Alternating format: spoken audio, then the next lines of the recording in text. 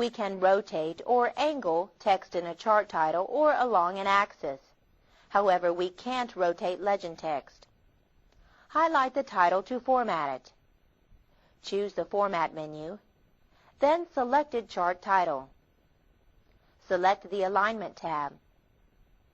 To rotate text, under Orientation, we click a degree point, or we drag the indicator to the position we want.